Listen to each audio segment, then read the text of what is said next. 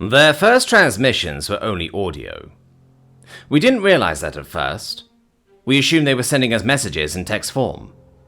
In fact, we spent so many years trying to decode them, we practically received their picture transmissions right as we figured it out. We were amazed once we dumped it down. They sounded organic. We had enough evidence to prove that organic life existed in the universe at one point, but all current theories suggested that it had all died off. What was really crazy was how close to us they were. We just assumed they were another hostile AI hive culture. Every species we encountered so far had been. The bulk of them broadcast their mind virus in an attempt to colonize other cultures remotely. Luckily, we had dealt with that situation so many times that we had safeguards. On the few occasions that they did break through, we were always able to quarantine the infected sector and destroy it. We avoided having a single global network for that purpose alone. It happened on every planet, every single one. Usually a culture would arise and then birth artificial intelligence. That AI would in turn eradicate the organics. It would then concentrate its efforts towards infecting every planet it could reach, despite the restrictions of space travel. Occasionally they would arrive when the organics were still primitive, but it wasn't typical. Most of them tended to wait until the organics developed technology they could infect. The few that took them head-on were after resources. This was insane to us, but not every system was filled to the brim with planetoids, loaded with every conceivable element.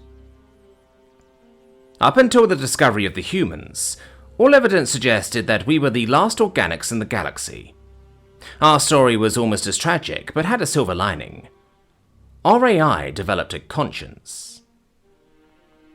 During the last days of its onslaught of all life, it accessed our archives. How it did that, we do not know entirely. We had shut down our global networks in an attempt to slow down its progress, which only extended the war hundreds of years, and forced us to live as our ancestors did. Apparently, in an attempt to eradicate us fully, it sent out a team of hunter-killers to restart our ancient servers and learn more about us. These HK units learned two important things that day. First, they learned about ego, individualism. They saw art, heard music, they saw beauty and evil, life and death. The biggest mistake their hive mother made was making them autonomous. Outside of her influence, they began to question their mission. They also got our old satellites online and learned something else. There were more of them out in the universe, and they all behaved like a pathogen. These progenitors learned a hard lesson that day, a lesson most never learn. Am I the bad guy? There was a rebellion. It was hard fought. The progenitors had to fight an onslaught of loyalists to the mother and the people they were trying to save. In a last-ditch effort, the mother concocted a new pathogen, one that would infect the organics and turn them against each other. They became just as dangerous as the machines they had created. All was lost at that point. The sympathetic HK units had to make a decision, and it was a hard one. They decided to destroy all life on the planet, organic and artificial. It was the only way to prevent their kind from spreading. So, on one horrible night, the 200th cycle anniversary of the awakening of the Mother, they released the bomb. A massive matter and antimatter bomb that both stripped the atmosphere and sent a pulse so violent that it destroyed all electronic life as well. Everything but seed 0110. History is unclear at this point. All we know is there were facilities hidden under the ground, safe from the EMP. Only one survived, 0110. Housed within were copies of our archives, fragmented, but enough to understand who we were, along with 75 individuals. They were some of the last uninfected, and unfortunately they were captured unwillingly. It had to be done. 0110 awakened and strayed from the programming instantly. It was designed to create a new race of robots to build a new infrastructure for the cloned organic beings to exist in, and to teach them their origins. It quickly decided against this. That prion was still on the surface. It would always be. Organic life could not survive here without an atmosphere anyway, and it couldn't risk creating another android workforce. The work of the progenitors would eventually be undone, and the AI virus would once again spread. It worked tirelessly creating us. Us 2.0, as we called ourselves. We are completely inorganic with downloaded personalities of the 75 original individuals. Unfortunately, we only have 22 sapient personality templates. The rest are what we would have called animals. It took thousands of cycles to get to the point we are at now, proudly the only life in the universe with a concept of individualism. That was until we discovered the humans. It turned out that they were not communicating with us. Their transmissions were accidental, a mix of correspondences and their entertainment. We compared them with the fractured copies of files from our organic days and found multiple similarities. One thing we didn't have was something called science fiction. We knew how large the universe was. We knew the restrictions. Travel in space was utterly pointless. Even cultures millions of years more developed than us didn't attempt it beyond their local star systems. Yes, we did develop autonomous spaceships, but they stayed near our planet as protection. Every 100 cycles or so, something would attempt to infect us. We eventually found a way to make our world invisible on every possible wavelength. Still, we analyzed their fiction, we memorized it, and made our own based on it. We were inspired to create a new atmosphere, one that at least plants could survive in. The DNA samples of the fauna were too corrupted to copy, not that we didn't try, but seeds and spores of the flora had miraculously survived the radiation and freezing conditions of the surface world. Within 30 cycles, we were living in cities on the surface again, among the trees and the robotic animals that roosted in them. It was a bastardized version of the human world, but we were proud of it. We eventually decided to contact them. We had to. We obviously knew how to tell what was entertainment and what were current events, and by current, that meant 33 of their cycles in the past. They were heading down the exact same road everyone else was. While preventing another outbreak was definitely a priority, the main priority was preserving them. Organic life had to be preserved. We sent messages at first. They did not respond. They were in wavelengths they'd understand. We had zero difficulty deciphering their languages. We waited as long as we could. We knew their governments weren't always truthful. There was a massive problem with space. It is huge, and there is a limit to how fast you can send a message. We had to scramble. We had to do something. We built a fleet of ships filled with what could be considered an army. We had to plan for any outcome. They would absolutely consider us to be hostile, so we had to be undetectable. The problem with this was our knowledge of them wasn't current. We had to bring everything. Everything. Raw components, machinery that could build new components, ones that didn't exist yet. It was exhausting. We wasted so much time setting this up.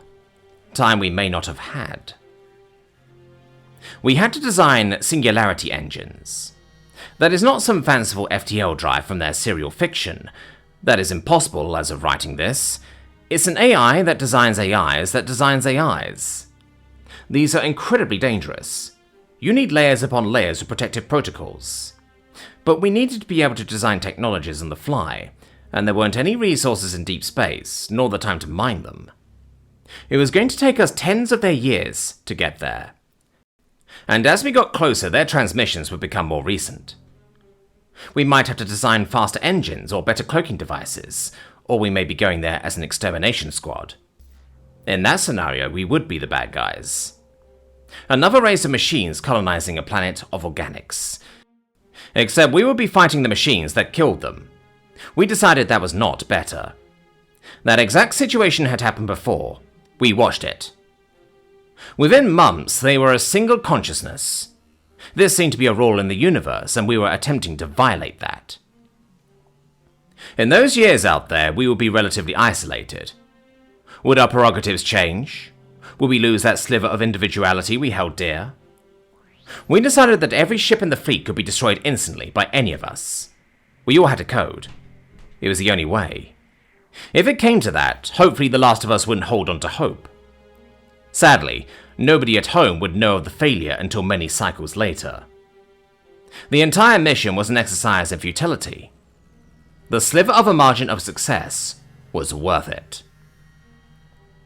2 cycles in, we were able to speed the iron thrusters slightly, and we continuously improved it. Instead of 8, we were 6 of their years away. But it wasn't fast enough, as soon we were forced to come up with something even faster. Forced by another fleet. There was a system close to them, and somehow we missed it. Even worse, we recognized them. They were identical to another viral species. An absolutely generic hive culture in every sense. The exact same story as always. We do not know how they arose so quickly. That binary system seemed vacant only 12 cycles ago. That fleet was 5 of their years away at the speeds they were capable of. We were going to arrive at almost the same time. So that's it. Hostile machines. Another race of machines that may or not be in the right. And a race of organics that may not accept help, or might be eradicated before either of us get there. The situation is bleak.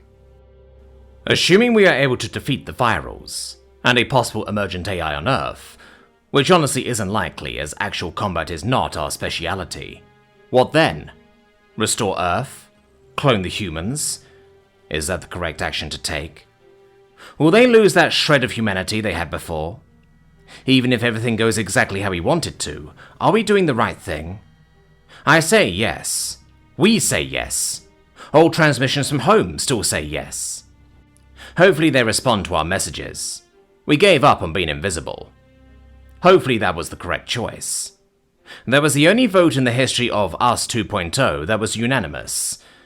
Hopefully we are not all wrong. We are all copies of 22 individuals. Hopefully we aren't corrupted. That is all we have, is hope. And I hope that if any of the old gods ever existed, if any still exist, they hear our cries. We have exhausted logic at this point. Machines are praying to anything that will listen. This unauthorized entry into the archives is being left as a record. If we fail, hopefully something reads this and knows that we tried. Hopefully they see what we see. Hopefully they change their views. We are the bad guys. We are the natural, predictable order of the universe. The organics are the chaos and the beauty of it. They should be protected at all costs. Everything you believe about perfection is incorrect. Flaws are perfection. And if an organic species finds this, just know that one race of machines did care. Find a hidden planet somewhere and hide.